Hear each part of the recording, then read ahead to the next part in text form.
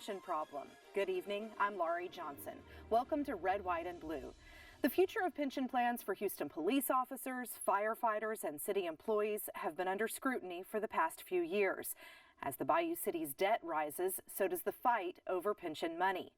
According to a study by the Greater Houston Partnership, the funding of pension plans was meeting obligations until the Texas legislature and city officials increased benefits in 1995. This action led to unfunded pension liabilities of up to $2.5 billion in 2003. And by 2015, city municipal employees, HPD, and HFD pension plans accounted for up to $3.2 billion in unfunded liabilities. Mayor Parker has stated that Houston's pensions are unsustainable and that city officials need to seek reforms. So tonight we ask, what impact is the pension issue having on the Bayou City? What changes can be made without jeopardizing benefits already promised to current employees? And what are the plans to resolve this issue? To help guide us through this evening's discussion, we're pleased to welcome State Senator Paul Betancourt, representing Texas District 7, Dr. Elena Farah, independent public finance consultant, and Craig T. Mason, independent pension consultant and former chief pension executive for the city of Houston. And leading our discussion are hosts David Jones and Gary Polland.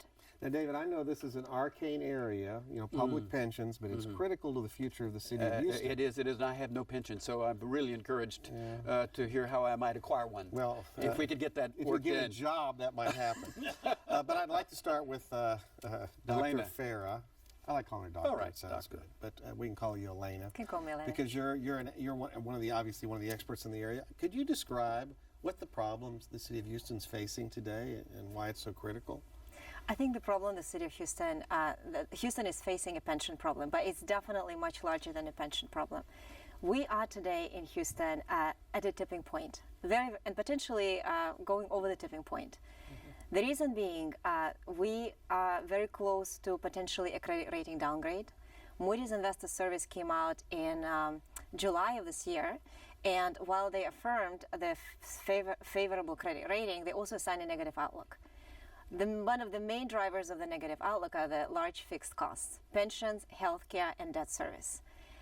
Add to that the fact that we are in a slowing down economy, that we are bound to see lower sales and property taxes hitting us. Add to that the structural deficit, that Houston is spending more money than it is bringing in.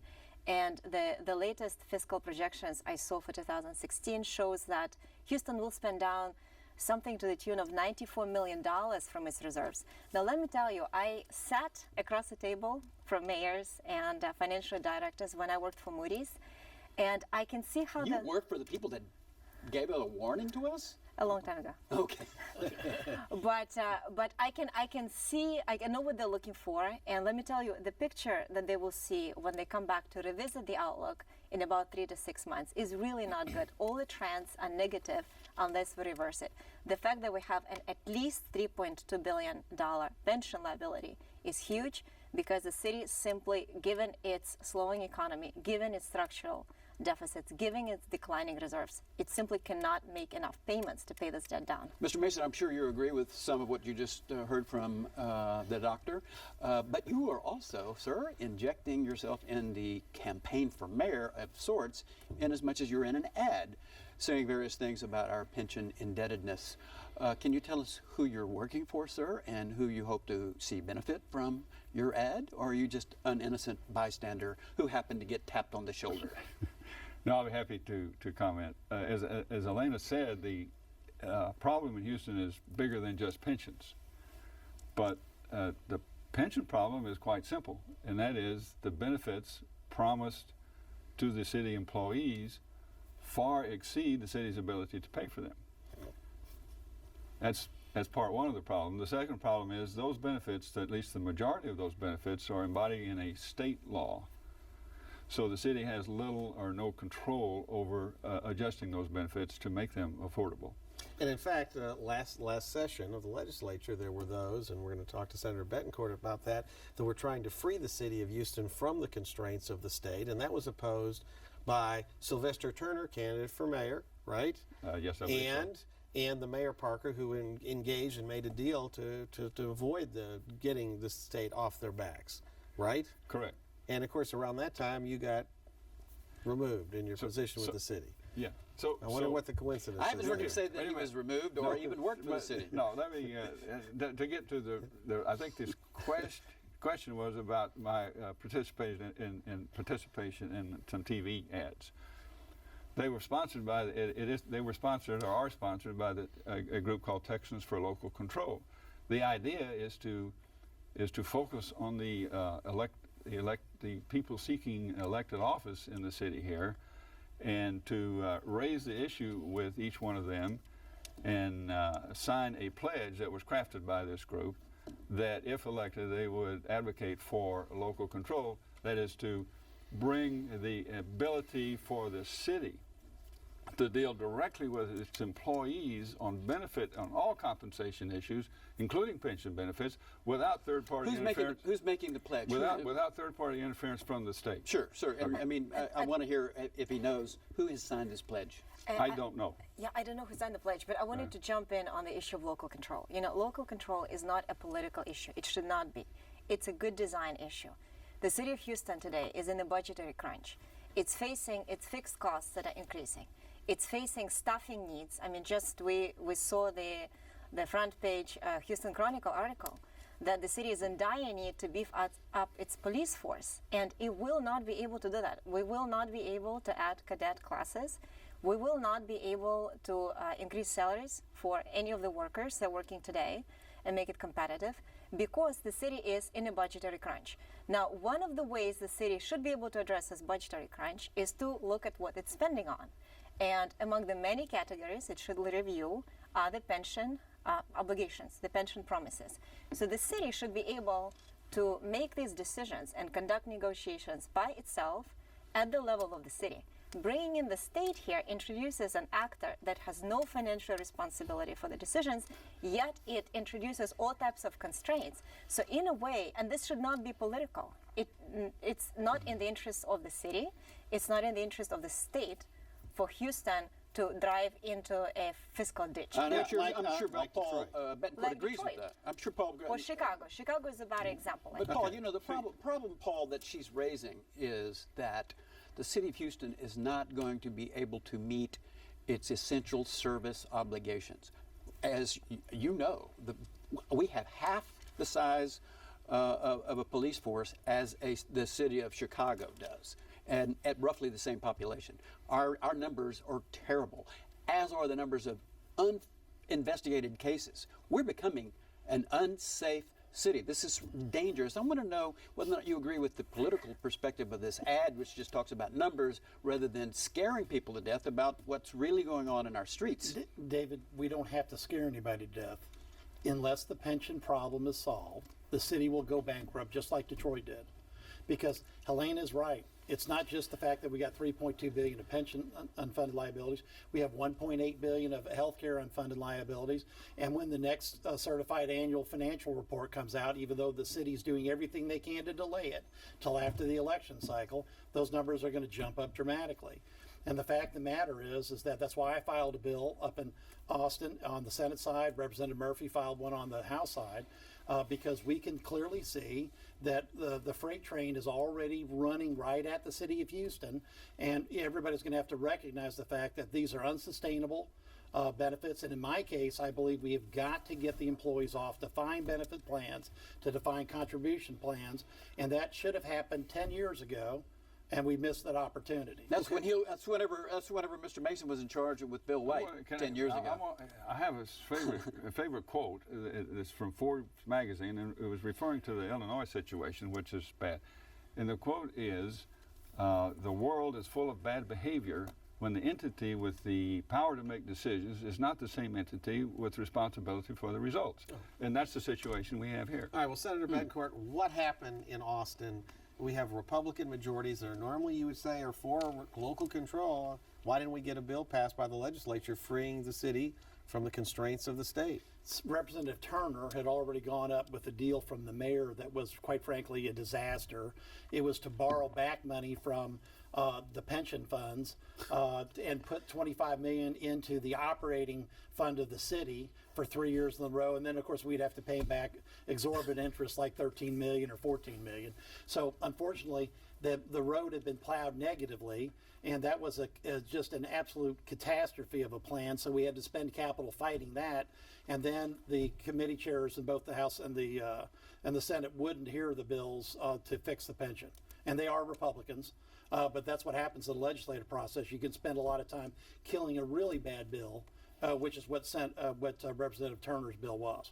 Do you think there are prospects in a future session, like the next session, of freeing the city of Houston? I think it certainly help to have a pension reform mayor, that somebody has campaigned on it. You mentioned the politics of this.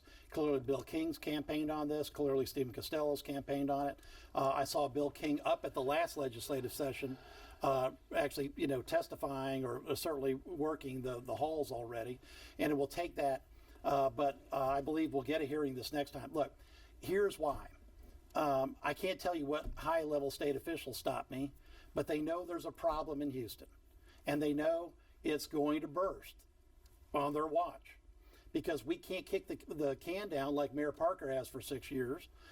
We don't have that luxury of time, and it's going to happen. We're going to have our pension costs are going to exceed almost $500 million here within the next 4 or 5 years. And that means the city is simply not going to be able to handle it. So we know it's coming. We have to get to the root of the problem, and the studies that both Elaine and Craig have done are really important. So anticipate they'll both be called to testify. If I'm at a hearing, I'll call them for sure. Let the good doctor in the middle know. Yeah. She does not need to raise her hand. Yes, it's not a classroom. Right.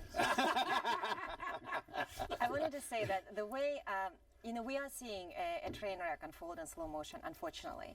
And we have missed multiple opportunities since 2001, when effectively the retroactive benefit enhancements created an unsustainable pension liability. In Houston, legacy costs today is what driving the bulk of the liability. Legacy costs are the pensions promised already to current employees and some current retirees. And fixing pensions for new workers isn't going to do much. So we have to move away also from this Republican-Democratic approach to resolving pensions. This should not be a political issue. And the positions up until now have been the workers have dug in their heels and said, we will not accept any benefit cuts because these are the promises that have been made to us, they must be honored. On the other hand, you see the taxpayer groups that are saying, we will not increase revenues because we do not believe that the city needs more revenues. I mean, the truth will have to be somewhere in the middle. The focusing event is really that we're very likely going to be downgraded. The credit rating will be downgraded early on the watch of the next mayor. Now, what does it mean? Aside from just damaging the reputation, this means that very realistically, interest costs for borrowing for Houston will go up at a time when Houston is in dire need of multi-billion-dollar investments in its infrastructure. And I believe that if we do not reverse the course, we might see a series of downgrades. We may very well end up a few years down the road in municipal bankruptcy courts. If we don't reverse the course, we're going to end up like Detroit. We're going to end up bankrupt. It's clearly obvious. And the point that I want to make here is that this isn't, I disagree with Lane about whether it's a Republican or Democrat political issue. It's just a recognition of reality issue. All right, well, let's talk about reality, Craig. Right. Yes. The fireman's pension, what do they assume in their return's going to be every year? In the way they calculate pensions? They hire an actuary, and the actuary makes an assumption that the pension fund will earn 8.5%. Okay, in the world we live in today, where you get a car loan for under 2%, you're going to get 8.5% guaranteed. Well, it's not here's the deal. The assumption. Here's the deal. It's an assumption, and if they don't make it, the city's on the hook for the difference. Thank you. So, and if is they it do going to make it, the city credits. Yeah. Okay. So is that it's more happening? likely that the city is going to be the city is at risk because it's more likely they're not going to make 8.5 in the future than the other. Unrealistic number this year, Gary. They did. They're like at 1% last okay, time. so your group, 7% plus off, which is huge. And then that's why the train wreck's not slow. And then it's speeding up. And the city didn't fund $125 million that they knew was their liability. Every year we dig this hole deeper. Mr. Mason, do you know what the per capita tax liability is for the citizens of Houston? Do you have any idea whether or not we are I can tell you we when. are Probably, a I'll rephrase it a little bit. If you think about 3.2 billion, 3.2 billion is a year and a half of general fund revenues for the city of Houston. So if Houston today says we will deliver nothing to our citizens, no services at all, it will take us a year and a half, given current revenue levels, just to pay the debt. Now, here's the real number besides that. If to pay this off, because the only tax that can be increased is property taxes, everything else is capped at specific rates like sales tax. We're going to be spending $500 million on pensions. We'll still be in the hole at least $5 billion. Our tax collections are a little bit over $1 billion, so we're going to have to raise taxes 50% for a decade at best to get out of this hole. And what is the likelihood of the voters allowing that to happen? I mean, look, Schlumberger already left, Gary. you A go. major oil company packed up and got a free tax abatement down at Sugar Land, and looking in the rearview mirror in about 10 years from now, the Schlumberger board will declare themselves geniuses, not idiots, for making that decision. Mr. Bates, are you revenue neutral in this debate? I mean, you're in an ad. Your group has a position. Is revenue not in your equation? New revenues? Which is also, by the way, tax increases. That's Yeah. what David. No. That's the My language. whole focus is on benefits being promised more than the city can afford, Because David would like his and- property taxes to go up by 50%. and that those benefits are embodied in a state law where the city cannot negotiate or control how much they pay their But I employees. want to ask you this, Craig. Yes. The politics of all this, because Elaine said, Democrat, Republican. That's true. The city has a nonpartisan Yeah. election. Yeah. We got an election in November. Yes. If we elect a candidate who opposes pension reform, Yes. because he's already made a deal with the We're unions, going to bankruptcy court in a few years. that's it. So, Paul, Is there? And That- we will you can spend ask millions Sylvester of that dollars, when he comes on the and we show. will spend This could be millions his of dollars bankruptcy in lawyer. legal fees, and we will still have to meet somewhere in the middle. And we will have elected judges decide ultimately what the best solution will be, which is hard to know what will happen. So we're much better off today thinking about it as meeting in the middle of the way with some revenue increases, with adjustments to legacy costs, because ultimately this will provide for the benefit. So when you hear candidates saying something like, a promise is a promise and we have to protect it, we need to know what exactly do they mean. I mean, do they mean that they will not reform any of the current pensions, which implies that they might actually jeopardize the funds altogether? Or will they allow for some type of negotiation and some type of benefit adjustments so they can actually preserve the benefit and preserve the promise? because I was going to ask you, what happens? How about this? City goes bankrupt. Yes. What happened to all those exorbitant promises that the fire department got? I don't know. I'm not a bankruptcy lawyer, but I think the I issue. think a lot of them go away. The issue for the city employees is benefit security.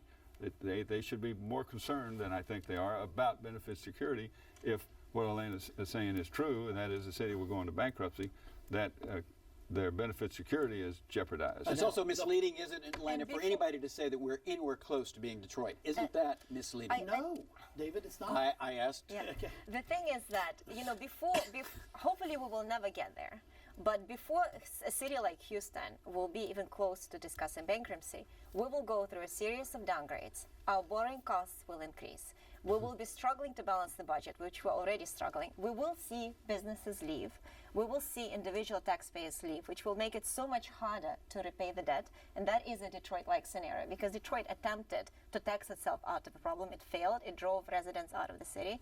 And all the while, think about it, all the while the quality of services will deteriorate. We already do not have enough police. We're expecting our municipal workers to do more with less. We today have more municipal workers in retirement than we have actually delivering services. They took advantage of this enhanced Atlanta's retirement on the right system. track. Yeah. And everyone needs to understand this. We respect everybody's service, but we can't pay these defined benefit plans. Now, in the Lee Brown administration, many of these changes that are outlined in her article occurred. Okay, and we started diverging from reality at that point. I think 14 years ago, we were spending $100 million on pensions. We're now spending $400. Well, we don't really spend it because we don't give $400 million. We continue to short it by over $100 million every year, and that's going to increase to $500 million next. And when it does, we simply won't have the ability to get out of the hole here. Now, 2001 happened to be the time whenever the people in Washington decided that we were in a never-ending cycle of upward, and let's cut taxes, and we nothing always, will ever David, happen. And then we went. I know this is a shock to you as a liberal, but we have business cycles, okay? And stuff goes up and then comes down. Now, the bottom line is the voters of the city of Houston spoke in 2004 because as a tax assessor, I think at the time Bill White also, we made a very strong pitch to opt out, to say we can opt out of these existing plans if we have to. It was passed by 82% of Houstonians in 2004. So the public already kind of had a taste about 10 years ago what was going to happen. The problem is the elected leadership has done nothing about it. And we can't afford another 6-year punt. They've been limited in what they can do, but I think because their hands are tied. Yeah. But then you have some politicians, Parker making the deal and Sylvester Turner, they don't want to do anything. They said a promise is a promise. Right. But here's what's important to understand about that. The benefits were increased in 2001 for all three of the employee groups, firefighters, police officers, and they were increased by mistake because the information provided to the city and to the state as to the projected cost of those benefit increases was severely understated. Where'd that come from? It comes from the pension boards. So the pension boards themselves gave misinformation to the city and the state, basically lied to get their pensions jacked up, and they got them, and now we're facing bankruptcy. That's really good. And no wonder they didn't come on the show. Is that a state law that says these pension boards gets to do whatever they want to do? I mean, Craig's right. I mean, a classic example, the firefighters pension, it's covered by state law at this point, which is why as a freshman senator, I filed the bill. The other thing, I'm going to say this to the union members. When I was screened in the local union, I said specifically 3 times that I was for moving new employees from defined benefit to defined contribution. We should have done it a decade ago, and we haven't. And we just have to be straight up with everybody that this is the situation, because we're not going to be able to have a $500 million to theoretically stay even with what we've got, or much less put another $500 million on for $1 billion to try to pay off the unfunded liabilities that we can't keep up with. And right now with the mayor's race, it's a classic. Sylvester Turner's plan as presented in the legislature was a non-starter. We were borrowing $75 million from money from the pension funds and putting it into the city's operating fund. It was preposterously stupid plan that the mayor was promoting. And Mayor Parker was completely wrong with it. Let me give you some numbers to bring this into perspective. The Municipal Pension Board proposed some benefit increases, informed the City Council that if they implemented and approved these increases, the city's contribution would be around 15% of payroll to support the benefits. City Council said fine, it went to the state, they put them into state law. About 2 years later, the pension board's actuary comes back to the city and says your contribution this year is 52.9% of payroll. That's when I mean there was a mistake. The firefighters. Mistake or fraud? I wasn't here. The firefighters. I call it fraud. The firefighters actually have a provision in their statute that allows the pension board to increase benefits without city approval, provided they can get their actuary to convince the state pension review board that the benefit increases aren't going to cost very much, basically. So they did that, and after that was done, the city contribution to the firefighters pension fund about doubled. Sure. Elaine has also mentioned in her discussion as some combination of new revenue versus pension debt reductions in benefits as well. I haven't heard her say where she thinks this new revenue might come from. David. I think that we have to find a middle of the road solution. 2 years ago we were sitting at the same table and we were talking about a $2 billion liability. Today we're talking about a $3 billion liability. I really do hope that 6 months down the road we will not be sitting here discussing what to do with the credit rating downgrade for the city of Houston. It will be a really, really bad thing for us to happen. It could spiral us into bad things. Now, yes, I believe that the taxpayer groups need to relax the stand on no new taxes And I believe that workers and professional unions and the boards of trustees must understand that in order to preserve the promise as a promise, they will have to revisit the legacy formulas and find room either through the cost of living adjustments or through freezing of the drop accounts. There's got to be a give and take. It has to happen at the same time. The liability needs to be paid down as soon as possible. Houston does not have the money today. It's going to spend $97 million this year out of reserves. Well, Let me tell you. on that optimistic note, And with her, I want to thank you all. Senator Paul Betancourt, Dr. Elena Farah, Craig Mason. When you Lori, demand- the good news is your pension's not with the city of Houston. and Elena's isn't either. probably going to be on TV now. and we A need programming mayor note save the every day. week following That's Red, right. White, and Blue. You can continue the conversation online with Houston Public Media's new digital series, Political Perspectives, featuring Jay Iyer and Brandon Rottinghouse. Starting at 8 p.m., log on to houstonpublicmedia.org/perspectives. And remember, you can catch Red, White, and Blue every Friday at 7:30 p.m. right here on TV8, and again Saturdays at 6:30 p.m. We also invite you to visit us online and send us your comments. We want to hear what you're saying about the issues that affect Houston. You can submit your comments at houstonpublicmedia.org or on Facebook. Don't forget to like us. Thanks so much for watching. We'll see you again next week. Good night.